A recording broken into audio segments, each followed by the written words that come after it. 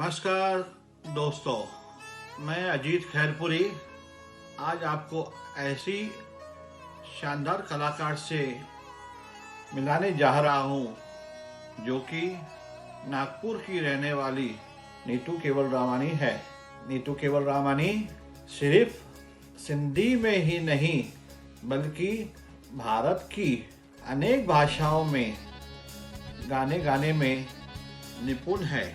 नीतू की आवाज़ के जादू ने तुरंत ही मुझे उसके साथ काम करने के लिए मजबूर कर दिया।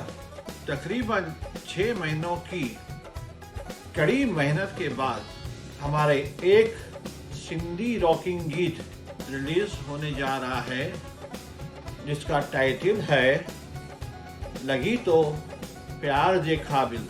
हमें उम्मीद है आप इस गीत को ज़रूर पसंद करेंगे और आपकी शुभकामनाएं और आशीर्वाद ही इसके लिए सबसे बड़ा पुरस्कार होगा। अगस्त में ये गीत कवरधाम पेज पर रिलीज होगा। मेरा विश्वास है आप इस गीत को ज़्यादा से ज़्यादा लाइक और शेयर करेंगे। अंत में मैं नीतू केवलरामानी को मेरी तरफ से शुभकामनाएं देते हुए और ईश्वर से प्रार्थना करता हूं कि वो इसे भरपूर सफलता दे।